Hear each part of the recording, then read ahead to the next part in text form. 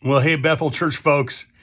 So here's my See You Sunday video for the day. I'm going to challenge you, of course, to study ahead like I've been studying all week, and we'll study with kind of intensity. Tomorrow is my main study day. Luke and chapter 3 is our text. And if you recall, we've arrived at verse 19.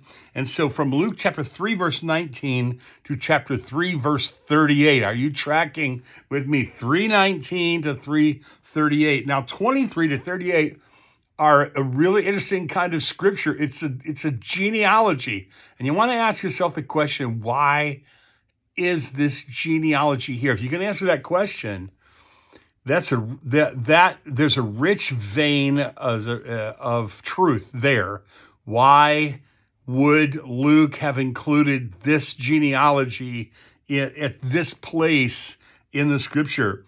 We're going to talk a little bit about John the Baptist and Herod and the baptism of Jesus, but all those things kind of tie together. So you want to study ahead, read the passage, ask questions of the passage. Even if you don't answer the questions, write the questions down because they'll stimulate your mind, your thinking, and make you a much more attentive and interested congregant Sunday when I'm preaching on Luke in chapter 3, verses 19 through 38. Ask questions of the text. Ask the question, what's the big idea of this text? What particular phrases make that point? Why is this the big idea? Why is this the central truth? Why is this the big, hairy idea? What's the devotional sweet spot of the text for you? If there is one, what's the devotional sweet spot of the text? That's a good question I like to ask. What did the original author Luke, why did he write this to the original audience, Theophilus and those like him that he wrote it to, or to the early church? Why? Why did Luke write this to those people? And when you can answer that question, you're closer to answering the question, what does God want me to do about this? What does God want my family to do about this truth? What does God want our church to do about this truth? And then you can always use a kind of a rubric or the spectacles. Think specs. Is there a sin to confess, a promise to claim, an example to follow, a command to obey, or a stumbling block to avoid in this text? Those are just some of the ways that you can study the Bible.